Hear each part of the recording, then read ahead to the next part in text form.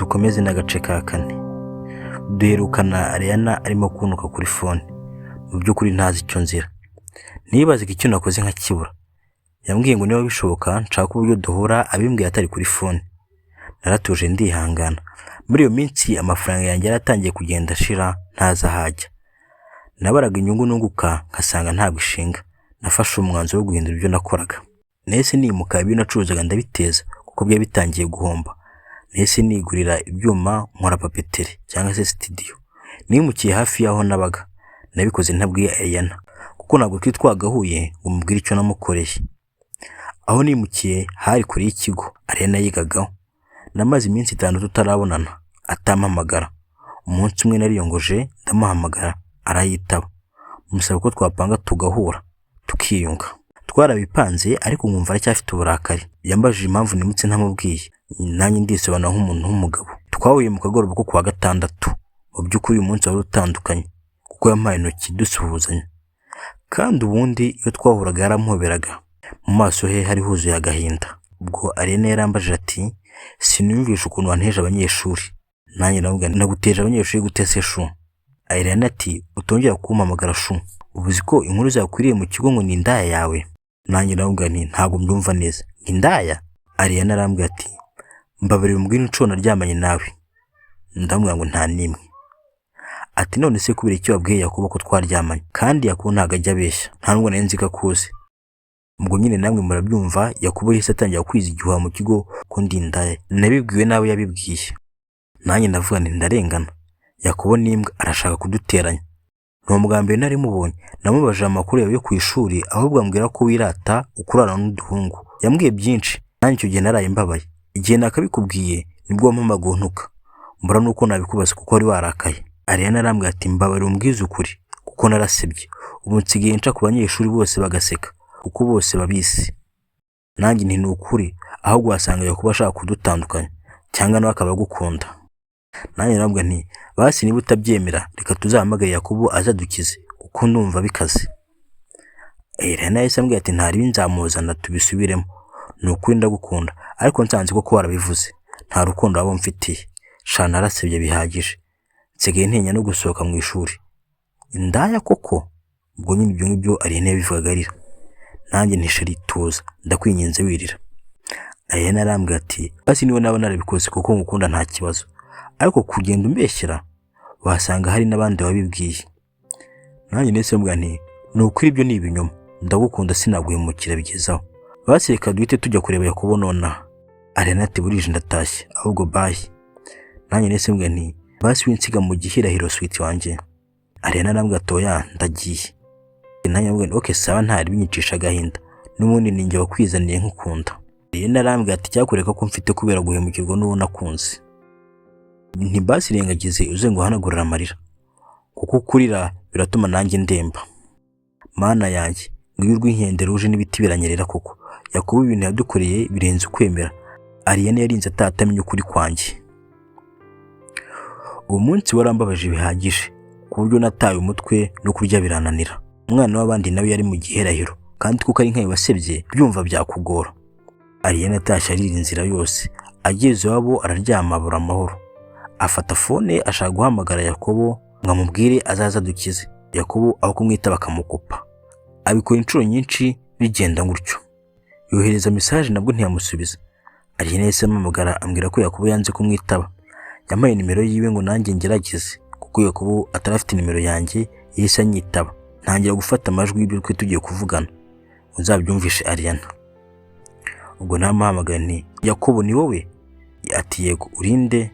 Nanjye nese mubwira nti kuki wansebeje kuri Ariana? Ubishakiraga iki? Yakobo ati mbega ni wowe? Yahise atangira guseka. Ati nabikoze mbishaka. Ariana ndamwanga yanze ko dukundana. Nanjye nkora ibishoboka byose ngo nkunde. Wihangane niba munakundana.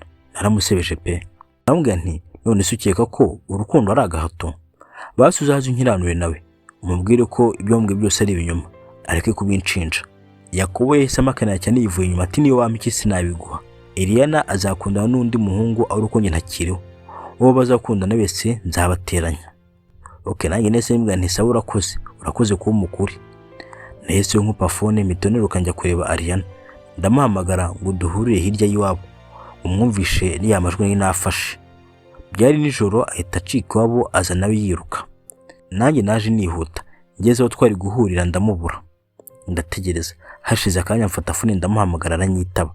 Ariana arambwira ati sheri ndimo kuza ngiye kukugeraho, nturetse mu rugo. Nanjye ndamubwira nti ntari bihute Ariana, nanjye ntabwo ngutinza. Ubwo tukirimo kuvuga numva arashakuje ngo nimutabare. Ibyo ari byo byose fone yari yikubise hasi, ariko ntiyazima. Numvaga atabaza cyane, umutima wese unkuka. Giteye ubwoba nuko byari nijoro kandi yari yaturutse iwabo. Naketse ko ari abajura bamuteye. Nahise niruka nerekeza mu nzira acamo ava iwabo. Ngeze ahantu numva akajwi ke kari kuvugira mu gashyamba kegereye umuhanda. Kegereye umuhanda. Naje niyemeje kurwana uko bishoboka. Ntoragura ibuye rito ndishyira mu mufuka. Nsanze ari ibihungu bibiri birebire byari byamufashe byenda kumufata ku ngufu. Nahise mbikanga ngira ngo bireta byiruka. Aho kwiruka bahise bamureka banza. Nihagazeho ngo ndwane, bandusha imbaraga barampondagura. Ariana yahise afata igiti kinini abagikubise umwe mu mugongo. Nanjye nkuramo ryabuye mu mufuka mba ndikocoye ndi mu gahanga abarandikuye. Ndongera nsongamo mu kubita igipfunsi mu nda. Wa wundi Ariana yakubise yaramuhagurukanye amusunika ku giti. Ariana agwiriwe akomereka ku ivi. Bahise biruka, nanjye njya kubyutsa Ariana. Byabaye intambara ikaze. N'ubwa mbere nari ndwanira uwo nkunda. Ariana yahise mpobera n'amarira yose. Yari yabuze icyo avuga. Naramusindagije ko yari yakomeretse mwicaza ku ibuye. Ubundi andangiraho njya gushakira telefone ye yari yaguye. Naje nyizanye, mwibuke ko byari nijoro kandi Ariana yari yaturutse iwabo. Ibyo byose bimaze kurangira nibwo yatekereje ko arasubira iwabo. Bimubana ikindi kibazo kuko byo bimaze kujya mu masaa 5 z'ijoro. Twari dukize intambara, hari yakurikiyeho iwabo. Mbega ibibazo nk'ubirazira rimwe. Nta handi yari kurara uretse iwabo cyangwa iwanjye. Yararebye ati najya wabo bari buze kumwicisha inkoni. Yahisemo kuza ngo turarane. Urwo rukundo ni urusazi. Twari kurarana mu gitondo akabesha ko yaraye kwa Arine. Numvaga ibyo tugiye gukora ari ubusazi, ariko nta kundi nyine twagombaga kubikora. Twinjiye aho cana amatara mwicaza mu ntebe. Nzana agatambaro umuhanagura aho yari yakomeretse ku ivi. Nteka agacyayi njya mu gasantere kugura umugati wo kurarira kuko ntabwo nari natetse. Twariye umugati n'icyayi dushonje. Arine yagiye mu bwogero avayo nanjye njyayo. Ikibazo cyabaye ni ukuryama rero. Inzu nabagamo yari ifite icyumba kimwe na saro. Nta cyumba cy'abashyitsi nagiraga. Byabaye ngombwa ko turarana ku buriri bumwe kandi ntagire ukubagana. Byambere ikizamini kuko Ariana twakundanaga. Ibaze nawe uraranye na sheri wawe ukuntu waba umeze. Twari tubangamiwe pe. Kugira ngo twirinde umwe yaryamye icurikiranye n'undi. Njye narebaga mu mirambiso, n'abaryamye ku musego. Nababeshye nabuze amahoro. Kumbi nawe byaruko. Ngiye kubona mbona arahagurutse yicaye ku buriri.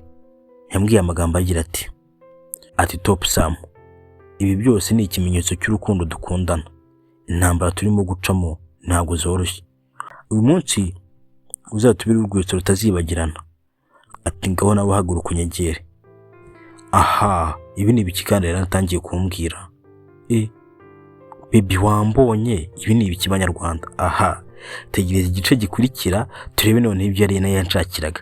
Gusa mbibutsa ntibibagirwe gukanda subscribe, comment and share kugira ngo video utanayo ntizagucike. Mbega umukobwa.